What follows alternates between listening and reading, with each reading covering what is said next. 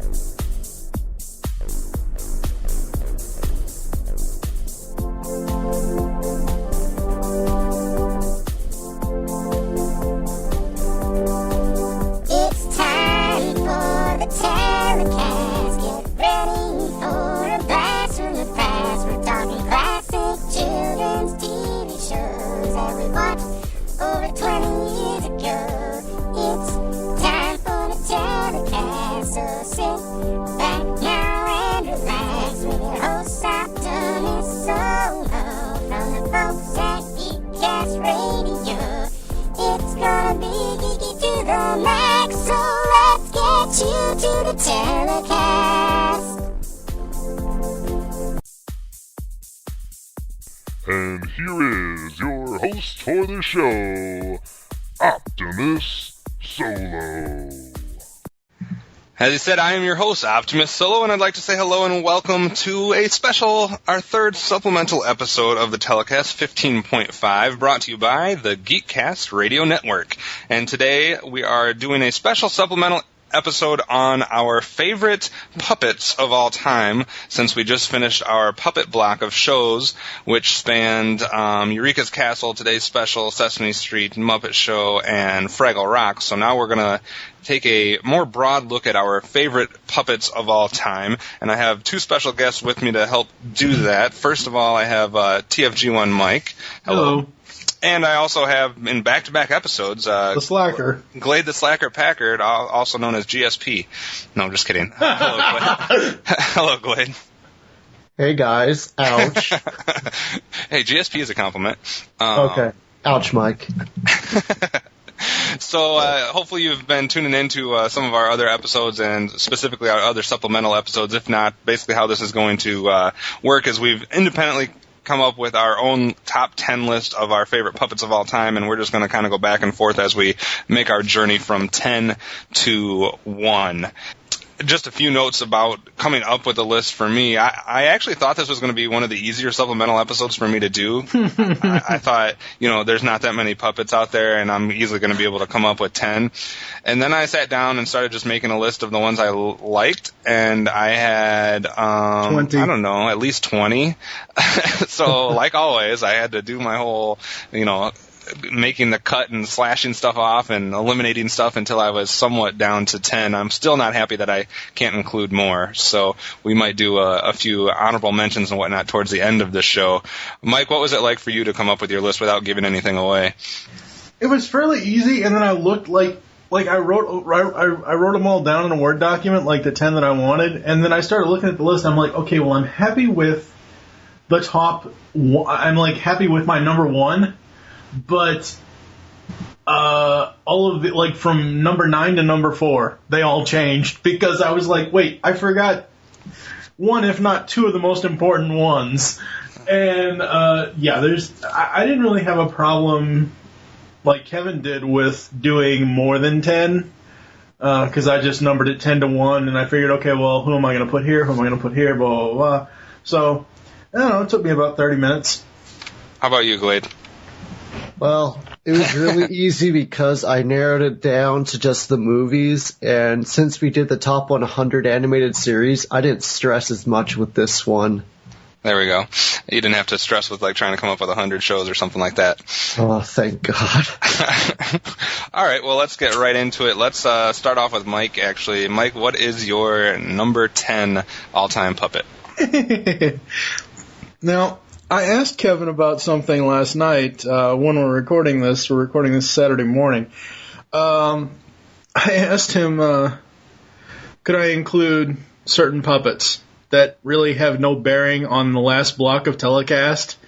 And he said probably as a group, but not individually.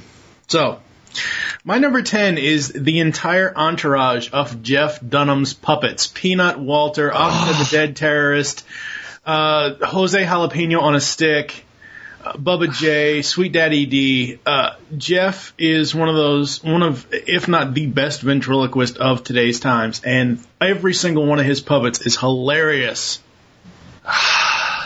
Yeah, I love Jeff Dunham. I mean, I don't watch him as much as you do, and I'm not as big a fan as you are, but the times I have watched him, I've been entertained, and he does have some pretty cool little puppets in his entourage. Glade, you seem upset. I didn't think of Jeff Dunham. That's the first thing I thought of, actually. I wouldn't be surprised if a few of us have some stuff that the others didn't think of on this, because it's such a kind of a broad spectrum, and it just kind of depends on what area you were looking at when you picked out your 10. I'm glad, though, that we have Jeff Dunham's puppets represented in the countdown somewhere, so that's good. Silence, I kill you! Glade, what do you have as your number 10?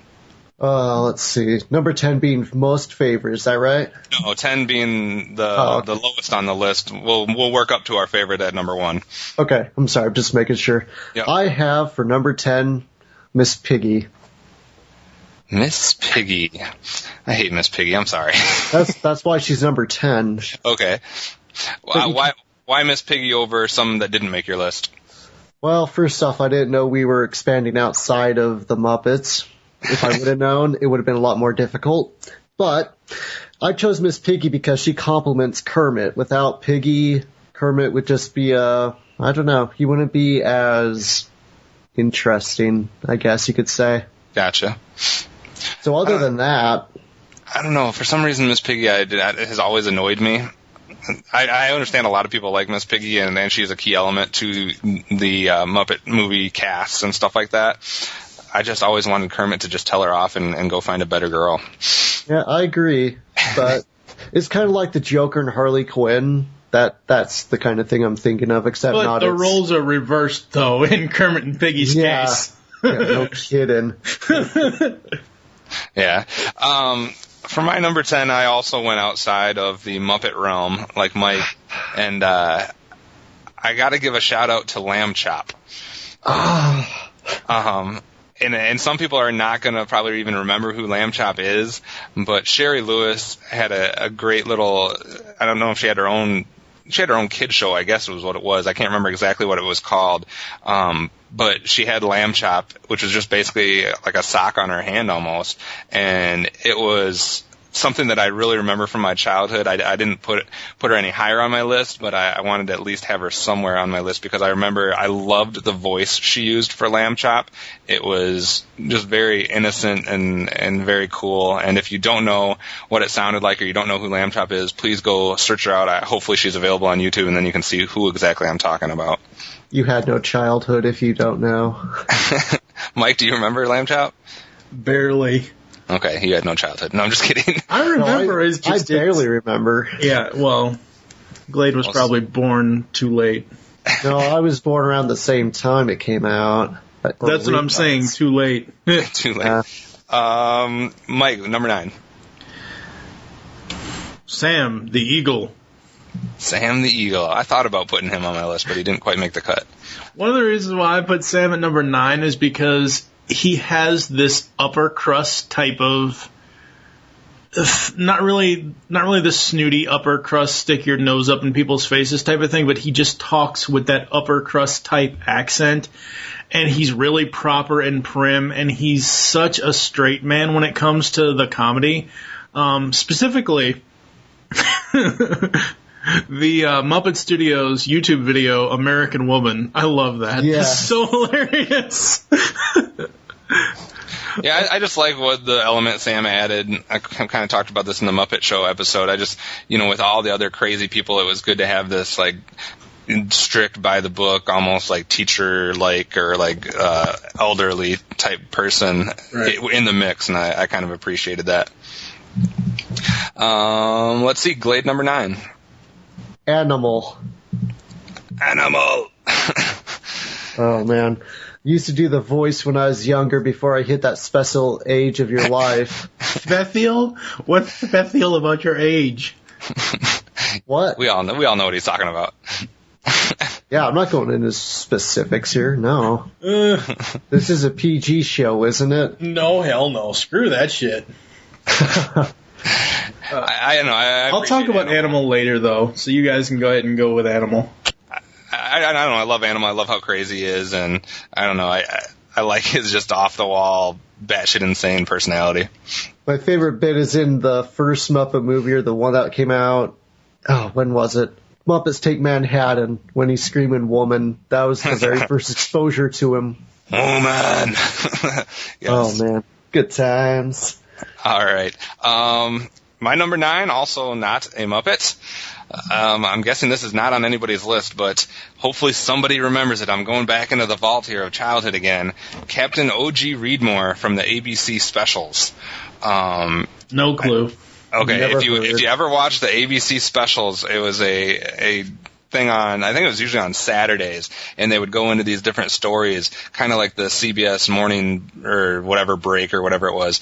And on the ABC specials, they had a puppet that was O.G. Reedmore, and he would show up to introduce each story. There was also actually an animated version of him, but he was just a cool puppet that would introduce the shows, and I just thought that was kind of a cool way. And his voice was done by none other than Frank the Legendary Welker, so that doesn't hurt his case any.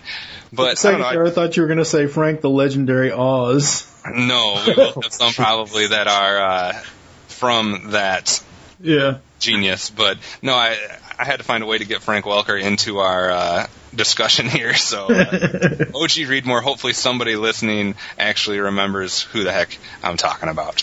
But if not, like I said with Lamb Chop, go search O.G. Reedmore out, or ABC Weekend Special out on YouTube, and maybe you'll jog your memory a little bit. Mike, how about your number 8? Red Fraggle. The girl. Yes. For those of you that are confused. Yes. I just liked how, again, she's not as crazy as an animal, or she's not as, like, really over dramatic as a Bert, like from Sesame Street, but she's still that high energy type that will pretty much do anything that she wants to do. Yeah, I like what Red added to the mix in Fraggle Rock, and I'm glad we have a Fraggle Rock person on the list somewhere. I mean, we might have more in the future, but I never loved Red myself. I was more of a Gobo fan or some of the other characters, but I do like the energy she brought and the different dynamics she brought. The way that I, like if I was going to do, like, say a top 3 Fraggle list, it would be Gobo, Red, and then Wembley. Yeah. Just because I never really cared for Wembley. Too whiny. I like Boober, too. Yeah. Where the heck are we? You're Glade's 8. Wayne and Wanda. Wayne and Wanda. I have no idea who you're talking about. You remember the, let's see, Sam the Eagle would introduce them, the moral... That's right. The moral part of their episode, and it turned out that they weren't exactly... moral. Yeah. That's exactly why I chose them, because they're how can you not list them? Yeah, they're immoral. How can you not list the immoral people? Exactly. You have Sam the Eagle, why not the stark opposite? Yeah, I would have never thought of that, but obviously some of the ones on my list nobody would ever think about, so I like the diversity that we're getting on this one, and I'm actually going to stay where Mike was with Fraggle Rock for my number 8, and that is Uncle Traveling Matt. And he might not be the obvious choice for a Fraggle to put in there, and I was debating him or Gobo. And the reason I put Uncle Traveling Matt, which is voiced by Dave Goelz, in there is because I just love the segments. I love that segment of Fraggle Rock. I love when they were, introducing human elements to the Fraggle world and through his postcards. And if you haven't listened to the Fraggle Rock episode during the commercial, I have a couple of Uncle Traveling Matt segments in there, so you can kind of get a feel for what that is. And there's lots of them on YouTube. But I just loved his take on human things and how he interpreted it from a Fraggle standpoint. Yeah, he was really cool. So we got 2 Fraggles so far in the list, and let's go to Mike's number 7. I like to count things. 1 sheep, 2 sheep, 3 sheep, 4 sheep, 5 sheep. Yes, the Count. Actually, it's funny. As a kid, I thought the Count from Sesame Street was also Count Chocula. He was a schizophrenic or a multi-personality person. I love the Count. I loved his skits. The Count, we didn't really talk about this in the Sesame Street episode, but the Count was a lot more dark and scary originally, and they tamed him down as Sesame Street progressed through its 40-plus years on television. But I just loved the way he did that, and it was just kind of that thing, like when you're a kid, you love habits and you love routines, and it was fun to tune in every episode, and you knew you were going to get to hear him count something.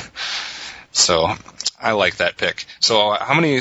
That's what, is that the first Sesame Street person we've had? As far as I know, yeah. I had Lamb Chop, Captain O.G. Reedmore, and Uncle Traveling Matt, so I haven't had any. So, yeah. All right, Glade, what is your number 7?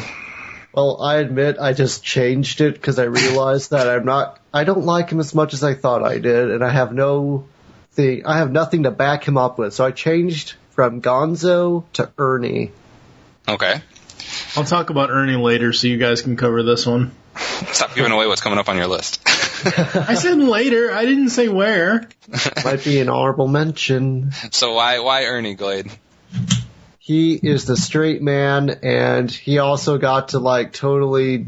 Well, I'm not sure if you guys saw the episode where he got to dance with... I forget her name. It's in the first season of The Muppet Show. But he totally got to pimp it out, and he was good. Some Enchanted Evening, he got to dance with one of the guest stars, and he was good. So nice. I have to give him credit for being. Well, I guess I could kind of relate to him because he's introverted, yet he has a friend who's very outroverted.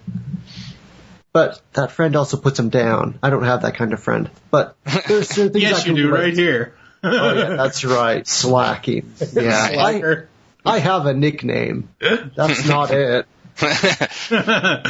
My number 7, I'm not sure if Mike thought of this one or not. I'm sure if he would have thought of it, it's on his list. Maybe it is on his list. But my number 7 is Alf. Alf from the sitcom by Paul Fusco, or whatever you want to call his name. Yeah, that's his name. How can you not have Alf mentioned with our puppet discussion? I wanted to get him in there somewhere, and 7's where he fell for me, and I know Mike's a huge Alf fan, so he can probably talk a little bit about Alf. 1986, there was 2 shows I absolutely had to watch. Season 4 of Knight Rider with Super Pursuit Mode, and Alf. 1986 to 1990, Alf was my live-action TV show that I absolutely had to watch whatsoever. Amazing stuff on that show. I wish they would have kept it going. It was just so fun. It was so funny. Yeah. All the different skits he did, all the different stories. The bonding that happened on that show between him and the Tanner family was just amazing. And, him always getting the one-up on Mrs. Achmonic. Well, and who would have thought that a puppet could have made it so easily on a sitcom with, nobody really thinking too much about it. It was like he was just a regular character, and him being a puppet wasn't, a big deal. Yeah. So I thought it was nice that it could work in that type of environment, because we don't see a lot of puppets in that type of show. Yeah. So, got Alf in there. So, Mike, what's your number 6? Schmurdy. The Swedish Chef. The Swedish Chef, yes. Again, specifically for the Muppet Studios YouTube video, Popcorn Shrimp. Just the Swedish Chef just has like if you had the worst cooking show award, he would get it. Seriously, if you had a contest for the worst chef ever, he would win. I used to do his voice all the time. Excuse me. I'm dying over here. It's just so hilarious what he would do in the skits in the Muppet Show. And again, I love how Muppet Studios is, even though there is no Muppet Show or Muppets Tonight, or there really has, there's supposed to be a new Muppets movie coming, but there really hasn't been a new movie in a few years now. I love that they've expanded to YouTube and are using their characters in these skits on YouTube. It's just, I just love that. That's so cool. Yeah, because it's bringing the Muppets to a new audience. Yeah, no, definitely. And I love anything Muppets, and whatever they're going to do with it's cool, especially if it's bringing it to a new generation. 6, Glade. Crazy Harry. I brought him up on the show on our Muppet discussion. I love the random guy that just blows shit up. Yes. How can't you? He's just awesome. Yeah. And they used him really well on the Muppet Show, just to come in at random times, especially sometimes at the beginning of the show or whatever, and just I loved his little thing. He just pushes down, and everything blows up. Usually it was like Gonzo or something was nearby or something. Yes. Blown up, but I like that pick. I'm glad he's on our discussion. My number 6 is actually going to be another obscure one that nobody's going to know. Knock it off. From today's special, and that is Sam Crenshaw, who is voiced by Bob Dermer. And there was just something about this guy that was so genuine, and I could relate to so much. He really could get me like emotional, and I don't know. It was just he just had that. I don't know, nice, like, older guy that was, like, respectable, but he had, like, really heartfelt, like, he wore his emotions on his sleeves, and I just liked him, and that's why I liked the show Today's Special, was because of the puppet Sam Crenshaw, so hopefully somebody out there knows who the heck I'm talking about, because I know Mike doesn't. I don't. I mean, I know, I like, when we were deciding, because Today's Special is still the quote-unquote lost episode of the telecast, but when you and I were going back and forth off air about, doing that show, and you had, I searched it out on YouTube, and the show in general cannot watch, but I do know who you're talking about, but it's not one that I want to watch, but anyways. All right, so we've had an interesting first half. Let's start our second half off, Mike. Waka Waka Waka. Number 5. Fozzie Bear. Fozzie he's, how am I going to put this? He's that really, really bad comedian that wants to be good. Yeah. Like, he will try to be funny no matter what, and he will sit there and he will take tomatoes in the face. But at least he never gives up on trying to be funny. And he's so lovable, and he's so loyal. And I think it was one of the Muppet movies. I think it was a Very Merry Muppet Christmas Carol. Not Very Merry Muppet Christmas. With Whoopi Goldberg and David is it David Arquette? Yeah, I think it's David Arquette. I don't know. It was somebody. I don't know. Whoopi Goldberg was God in that. Oh yeah. When is Whoopi Goldberg not God? Sorry.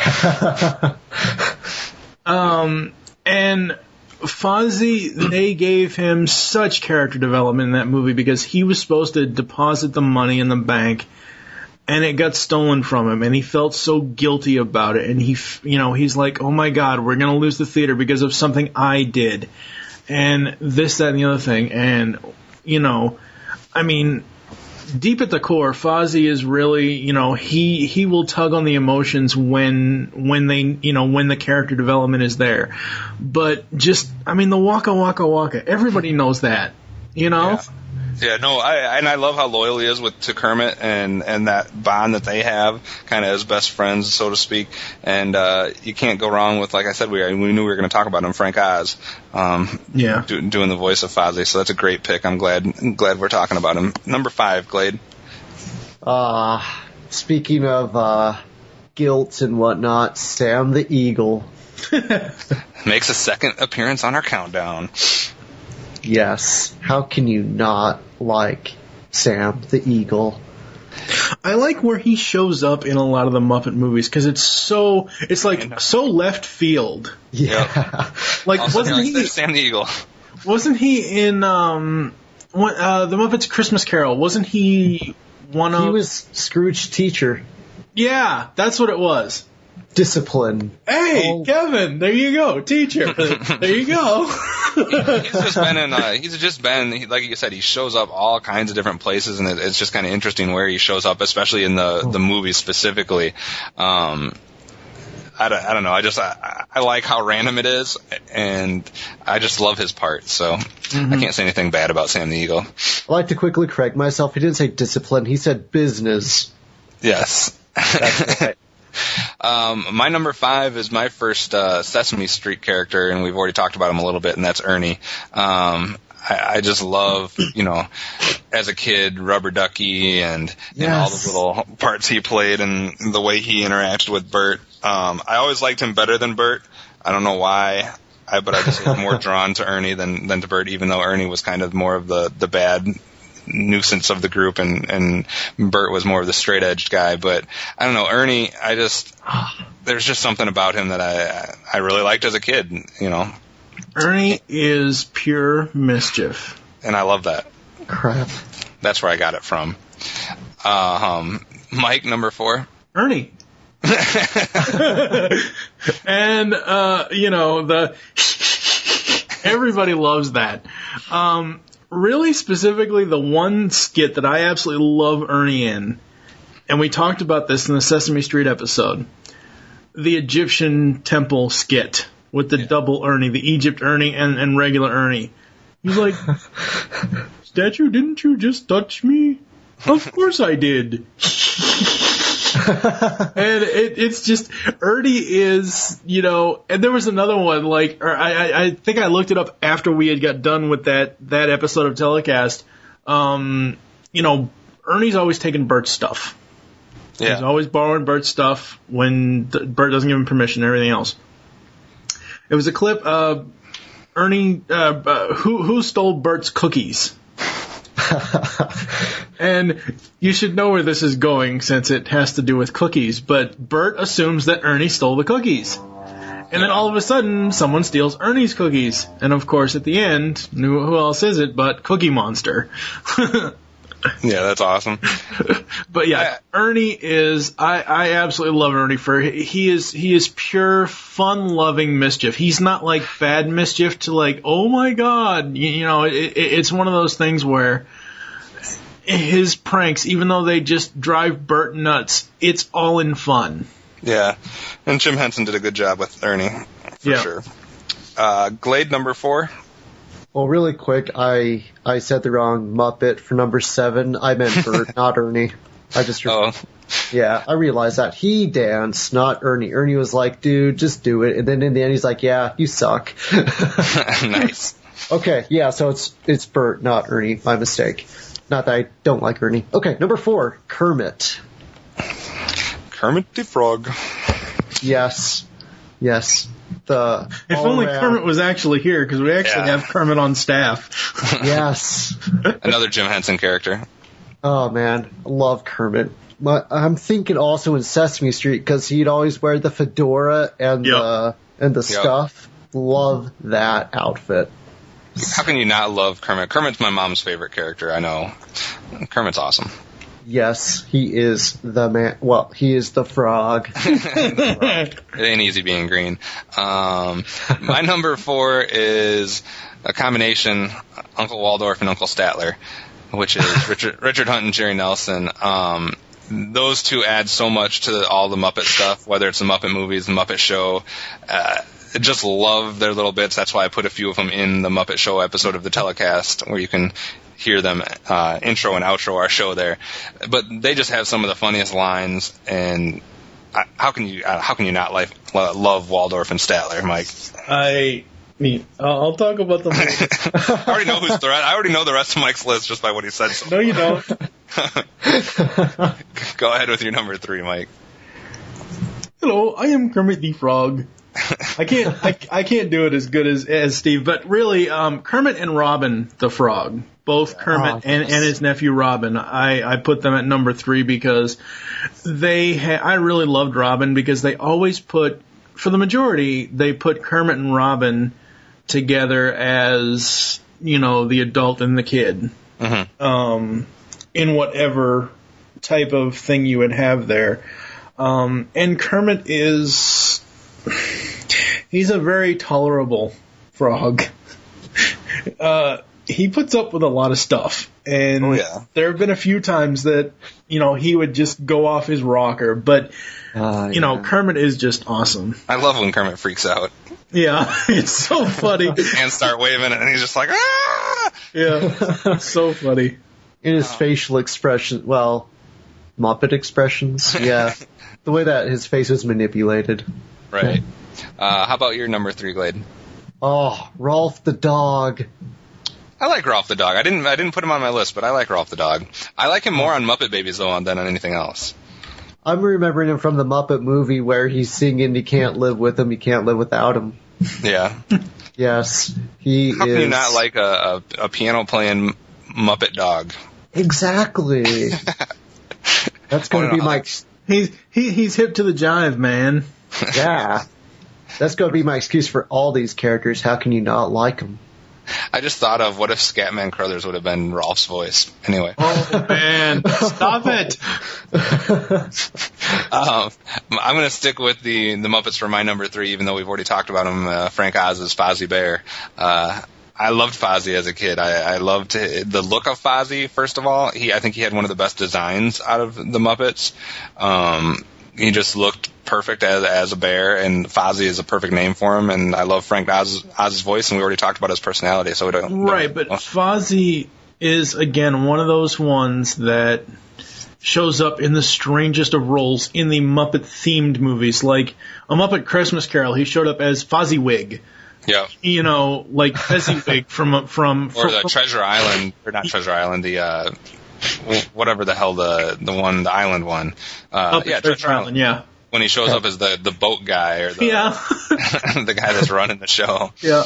With his revolutionary hair piece on and whatnot. So yeah, he's just great. So we're down to our final 2 for each of us. So Mike, start us off.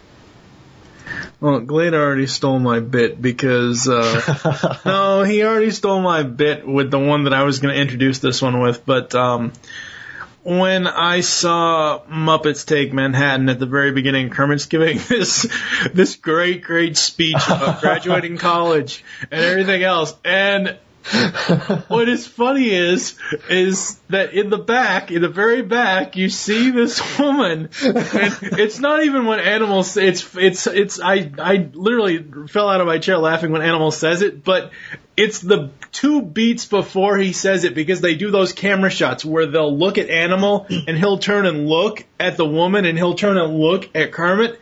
And it's that moment of silence because you just don't know. And then all of a sudden, woman, and he starts chasing her. And oh my God, anything Animal does is hilarious.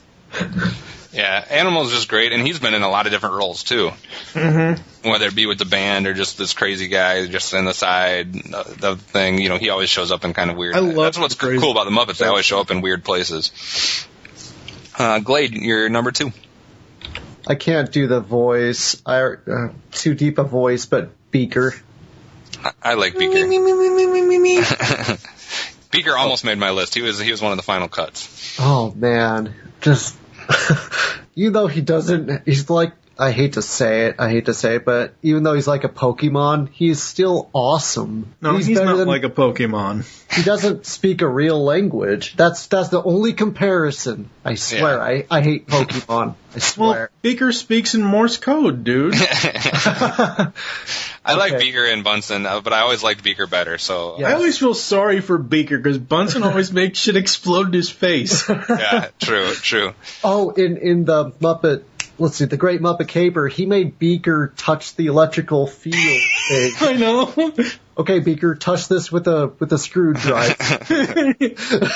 Yeah, and then another great job by Richard Hunt on that one too. Yes. My number 2 has already been mentioned by both of you guys. So Kermit the Frog, how can you not have Kermit the Frog near the top of your list of top puppets of all time? I think that's why we all had him in our top 5. So, and again, really quick on Kermit. Again, in the movies, some of the movies, his character development, specifically Christmas Carol. When I forget if they called him Tiny Tim or if they called him by his Robin played Tiny Tim.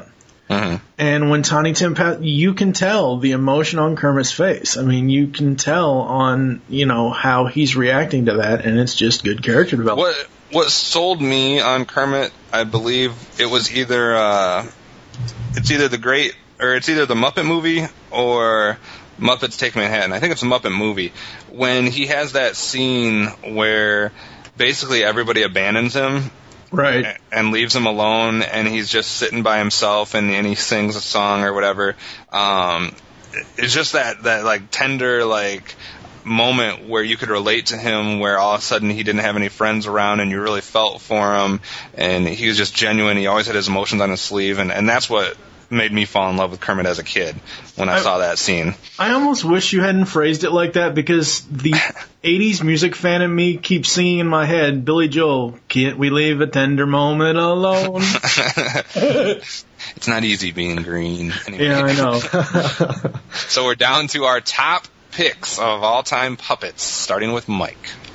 Statler and Waldorf. No, I didn't choose that. Originally, I had Kermit at number 1, but Statler and Waldorf, because they are just so hilarious. And really what makes them more hilarious nowadays is, again, I'm going to go back to Muppet Studios YouTube. Almost after every single YouTube video, it's like we're seeing the video, like Bohemian Rhapsody. We're seeing that. But at the very end, you hear these clicks, and I think for some of the time you see them. You'll see them, and they're actually looking back at you, like they're watching you. And they're just so awesome and so hilarious.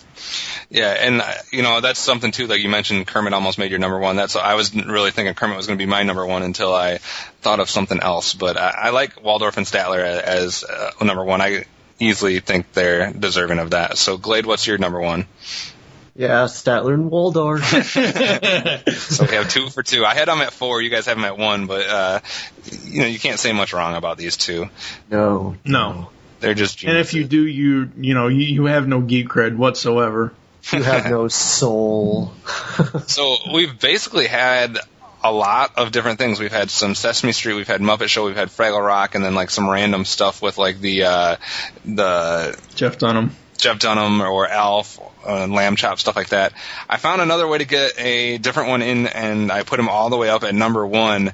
And the nerd fan of me of this franchise had to do it. My number 1 is Frank Oz as Yoda. Yeah. I know he's not always been a puppet in everything that's been Star Wars related, but that's basically what he was in the original movies. Mm-hmm. And how can you not have Yoda on the list? So Yoda's my number 1, basically just for his language and the way he speaks, and because he's a little green Jedi. I mean, I shouldn't need to talk anymore about Yoda. I should just be able to say Yoda, and people should understand. Yeah, we do. Let's move on to the honorable mentions. I actually have a list now. Go ahead. Oh, okay. Well, I don't have all of them down, but in no particular order. Like you said, Yoda, Jeff Dunham. No, wait a second. Hold on. You need to did you give your number? Yeah, you gave your number 1, so yeah, okay, never mind. Yeah, I'm honorable lost. mentions. No order. Okay. But yeah, Yoda was mentioned. I thought of Edgar Bergen and Charlie McCarthy. I'm not sure if they're really Muppets, but that's ventriloquism. Yeah.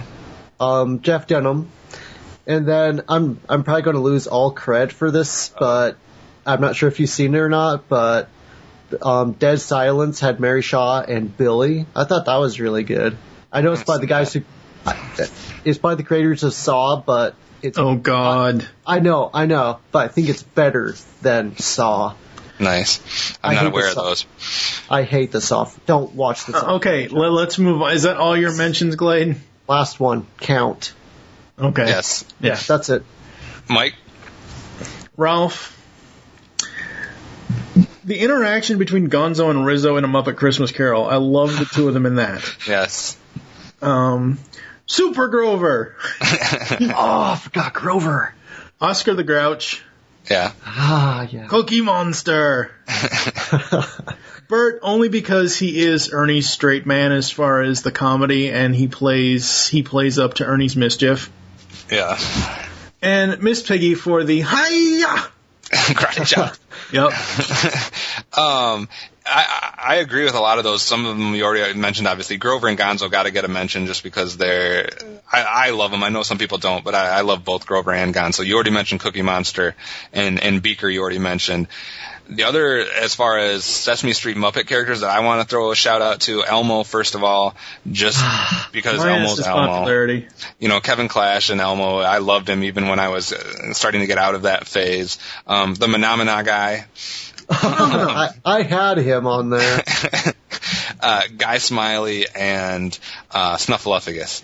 I want to mention one other one. You mentioned Guy Smiley. I want to mention his counterpart, the Muppets newscaster. I had him on there too. I always laughed at him. The Muppets newscaster is hilarious.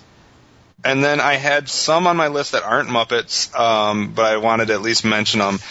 King Friday from Mr. Rogers' Neighborhood. Those technically are, they're not Muppets, but they're puppets. Okay. Right. Yeah, that's what I'm saying. They're puppets. I got it. King Friday, I wanted to mention the Doozers from Fraggle Rock. I know those are Muppets, but I forgot about them. I wanted to throw a shout out to the Mystery Science Theater 3000 guys. Some of those were actually puppets.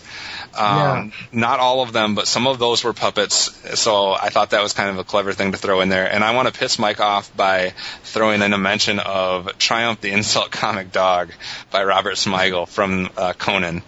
So, you know what? Honestly, Triumph on his own, I like. It's just Conan I fucking hate. So, I don't know. I think we've covered a whole lot of different puppets in some mention or another. And hopefully some of them, you know, other people will be able to relate to, or maybe hopefully we hit everybody's favorite. Mike, give us your final thoughts on puppets in general or anything we've talked about. Even though by now they're dated and right now he hasn't put out a new DVD yet, I'm hoping soon he will put out a new DVD. I can watch Jeff Dunham DVDs all day long and laugh my ass off. I don't care if I watch them multiple times a day. He's a great comedic performer. He has great timing with his puppets. He does give a lot of emotion to his puppets as well.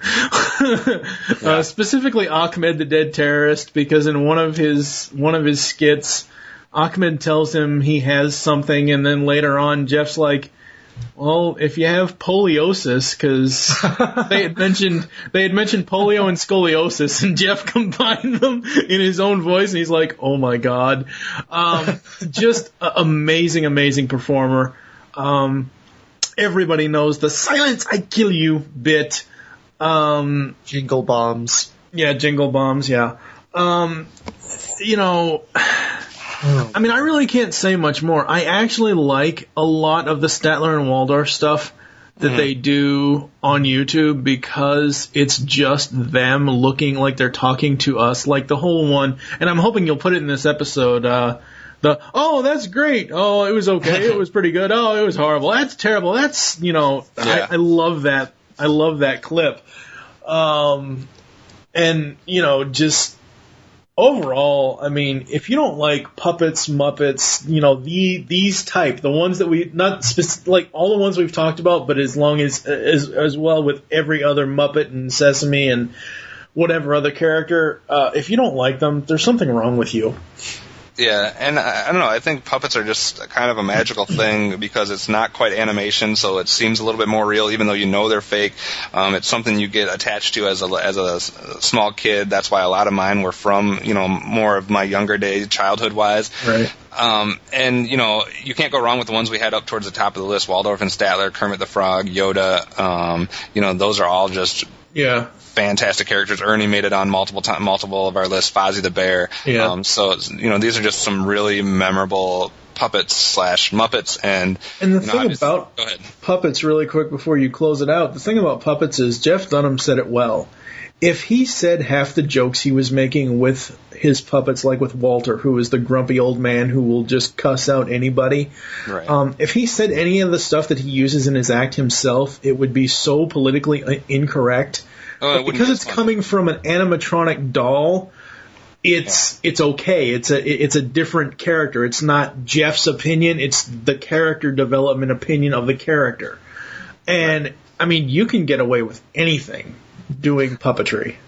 Yeah, and that's, and you know, it's not a, it shouldn't be a surprise or a shock that there's only certain people that have really mastered that art, you know, like a Jeff Dunham or a Jerry Nelson, Frank Oz, Jim Henson. You know, there's a few select people in the world that can do really great puppet work, or even, you know, kind of like the ventriloquist work. It's an art form, and I don't know, I appreciate it. Glade, any last words or thoughts on puppets in general? I wish they would come back with another kind of Muppet show. I mean, That'd be great.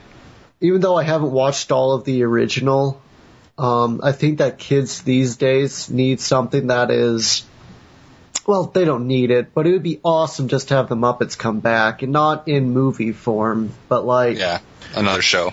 Well, again, Yeah. that's, I mean, I see what you're saying there, Glade, but again, that's kind of what, I mean, it's, you know, kind of like evolving through the times. That's what Muppet Studios' YouTube channel is for. Okay. Is yeah. to, you know, go over to that channel. It's Muppet Studios. There's no space. It's all one word.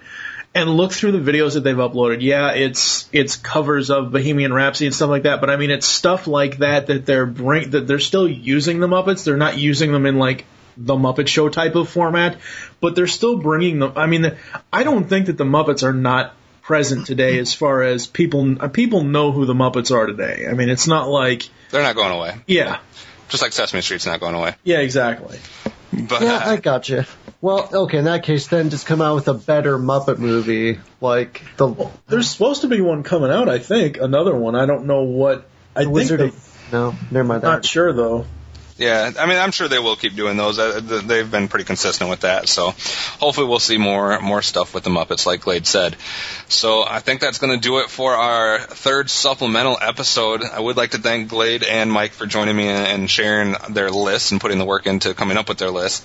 Like I normally do with the supplemental episodes, we're not going to go through all the different ways you can contact us. Hopefully you're listening to the telecast and you're listening to the regular episodes, so you can find out all the ways to get in contact with us or to interact with us.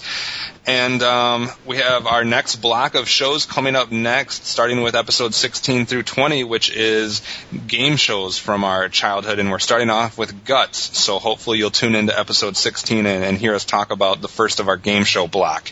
For now, I am your host, Optimus Solo, with... TFG1 Mike. And... Podcaster of Phi, not Slacker. The Slacker, Glade Backer. GSP. So tune in a few days for episode 16 of the telecast.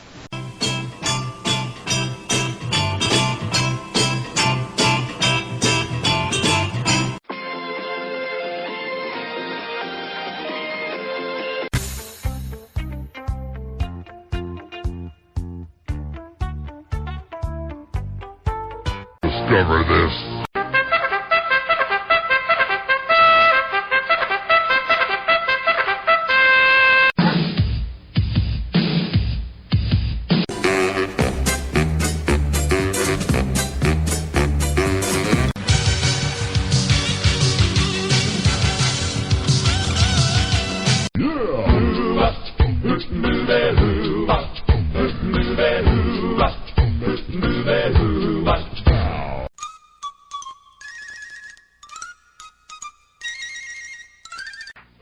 Guys.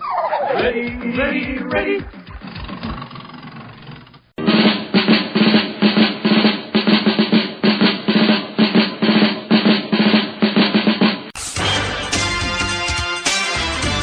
Do you have it?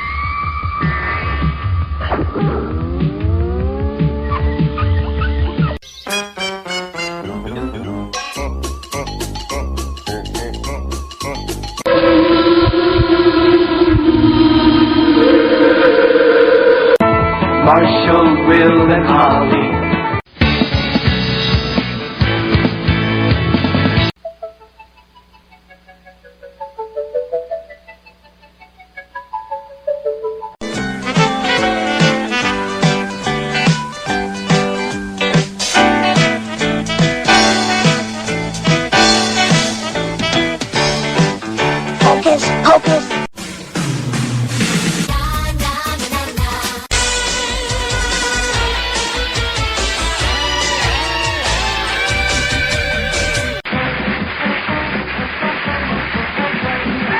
Best of times.